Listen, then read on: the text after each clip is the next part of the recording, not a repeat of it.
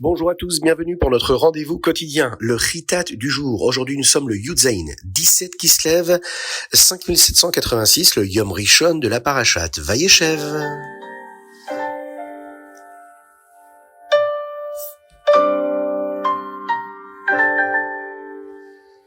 Et nous commençons avec notre Chumash. Nous allons parler du début de la descente en Égypte du Ham Israël.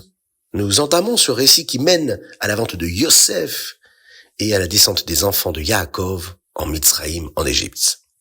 Les 12 tribus, les Shvatim, étaient nés. Les fils de Léa se considéraient supérieurs aux fils de Bilha et Zilpa, car celles-ci étaient des servantes. À l'âge de 17 ans, Yosef était berger avec ses frères. Il manifestait parfois une certaine maturité. Il soignait un peu trop ses cheveux, mais aussi une grande maturité en passant du temps avec les enfants de Bilha et Zilpa, qui se sentaient, eux, marginalisés et pas très aimés par les autres frères. Yosef désapprouvait totalement l'attitude des fils de Léa. Il rapporta donc à son père ce qu'il considérait comme des manquements. Leur manque de gentillesse envers les enfants de Bilha et Zilpa et le fait qu'ils mangeaient de la viande qui provenait d'un animal qui n'avait pas subi la shrita. Yosef, lui, n'approuvait pas ce comportement et Yaakov, lui, de son côté, chérissait Yosef plus que ses autres fils, car il était né dans sa vieillesse et lui semblait vraiment plus mature que ses frères. Yaakov lui enseigna tout ce qu'il avait appris de Shem et Héver, toute cette Torah, et lui fit une magnifique tunique, le menton aux rayures fines, tel qu'il est décrit dans le texte, et les frères de Yosef devinrent jaloux en voyant cela et n'hésitèrent pas à montrer leur aversion envers Yosef. Yosef alla dormir et là il fit un rêve. Ce rêve-là accrut leur jalousie. Il rêva qu'ils étaient dans le champ en train de lier les gerbes de blé et que les gerbes s'inclinaient devant la sienne. À son réveil, il raconta son rêve. Et là, les frères vont interpréter ce rêve-là et dire que c'était son désir à lui de les dominer, et leur haine s'intensifia. Là, Yosef va faire un second rêve, qu'il raconta également. Le soleil, la lune et 11 étoiles, qui symbolisent les parents et les shvatim, s'inclinaient devant lui. Yosef répéta l'histoire devant son père, mais Yaakov le réprimanda publiquement, arguant que le rêve n'avait pas de sens puisque sa mère Rachel était déjà décédée. Il fit cela pour apaiser la jalousie des frères, mais en vérité, Yaakov conservait l'espoir que le rêve se réaliserait un jour.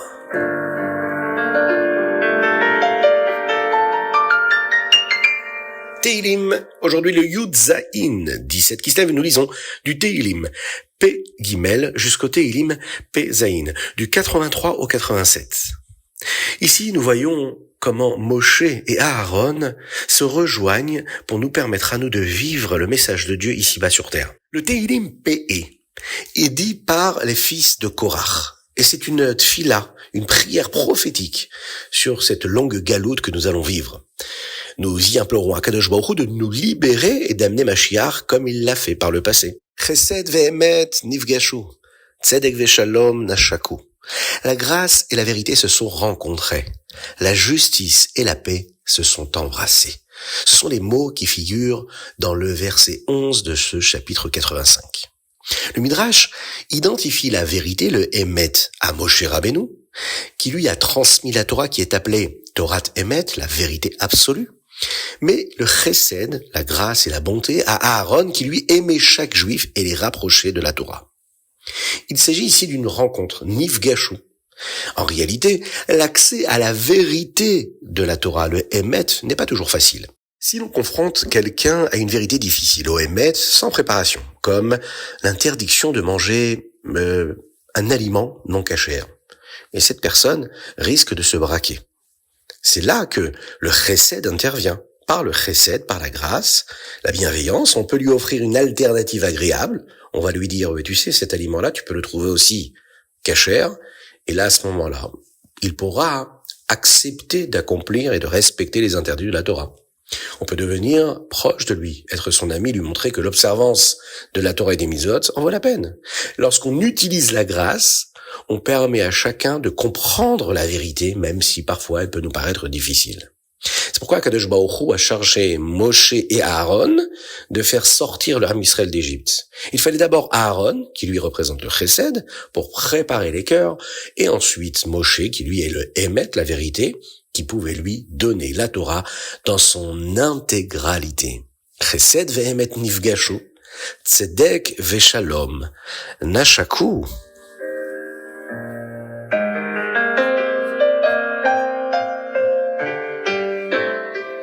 Tanya, Kontres Acharon, nous sommes dans le chapitre 8. Le Rabbi Shlomo Zalman était très attristé d'apprendre que dans certaines communautés, les individus pressés de se rendre au travail prenaient le rôle du chazan et écourtaient la tfila, et ils empêchaient ceux qui souhaitaient prier avec une grande kavana, une belle et profonde intention, de le faire. Le Rabbi Shlomo Zalman, dans cette lettre-là, rappelle les instructions qu'il va transmettre. Que les gens qui doivent partir trop tôt, ceux qui ont besoin d'aller travailler, peuvent prier seuls. Le chazan aura une kavana pour les acquitter de la tfila beminyan. Cependant, la prière est trop cruciale, surtout à l'approche de Mashiach. On ne peut pas être précipité. Le chazan doit être quelqu'un, le Rabbi Shlomo Zalman nous dit ici, qui prie lentement et qui permet à toute l'assemblée de se concentrer. Pourquoi la longueur de la tfila est-elle si vitale aujourd'hui ?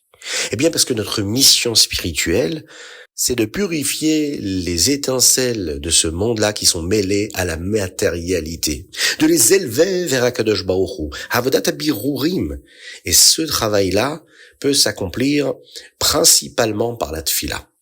Les Neshamot, elles, dans les générations passées, étaient beaucoup plus élevées et pouvaient accomplir cette purification beaucoup plus rapidement, parfois avec le simple fait de dire et de réciter le Shema Israël. Mais aujourd'hui, le Rabbi Shlomo Zalman nous dit, nos Neshamot, nos âmes, sont plus voilées. Elles sont voilées par l'épaisseur et l'opacité de l'exil de la galoute. Nous devons donc redoubler d'efforts pour nos birurim, pour ce travail de raffinement, ce qui nécessite un temps de tfila beaucoup plus long et qui lui est empli de concentration dans ce que nous faisons.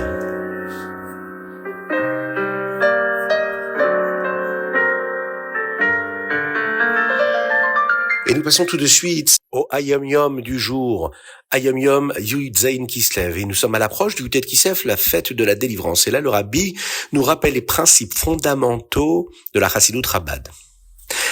L'esprit dirige le cœur. Mohar shalit alalev. C'est un principe de base dans la Chassidut, qui aide chaque juif à servir Dieu avec son esprit et son cœur. Ce principe-là nous aide à comprendre la Elokut, la divinité par l'intellect. Elle aligne nos sentiments, le lève sur cette compréhension intellectuelle. La Chassidut, elle, montre que chaque juif peut y arriver, chacun à son niveau.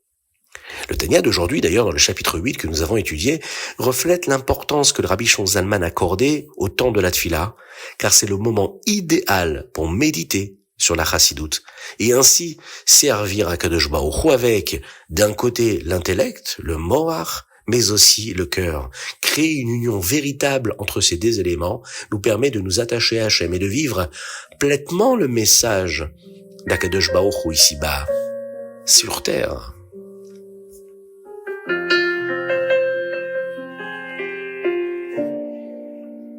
Rambam, nous sommes aujourd'hui dans les Ilchot, Shluchim ve Shutafim. Dans le chapitre 2, on nous parle de la capacité de l'émissaire, du chaliar. Une personne n'ayant pas atteint l'âge légal ne peut pas être chaliar pour une transaction. Si l'on envoie un enfant, on est responsable de toute perte ou tout dommage. Bien sûr, un enfant peut être un émissaire, par exemple un chaliar du rabbi, pour lui diffuser la Torah et les mitzvot. Mais dans les termes techniques du Rambam, il faut que cette personne-là soit responsable. Dans le chapitre 3, ici, on nous parle de la représentation légale. On peut désigner un chaliar pour plaider en son nom devant le tribunal, devant le Beth Din. Et enfin, dans le chapitre 4, on entame ici les lois qui régissent la création et la gestion d'une association commerciale, ce que nous appelons en hébreu des shutafim, des associés, pour quelconque commerce ou association.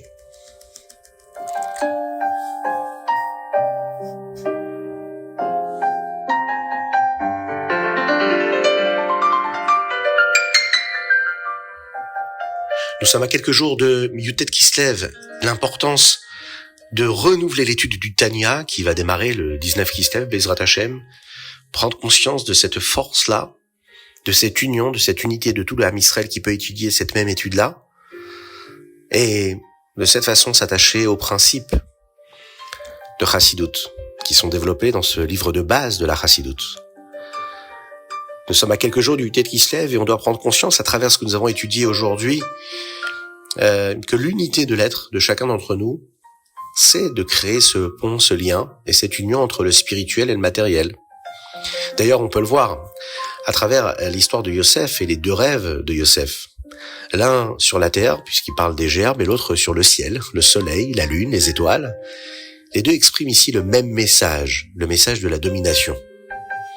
Ça nous enseigne que nous devons nous assurer que nos cieux, c'est-à-dire notre spiritualité, et notre terre, c'est-à-dire notre matérialité, racontent la même histoire dans nos vies.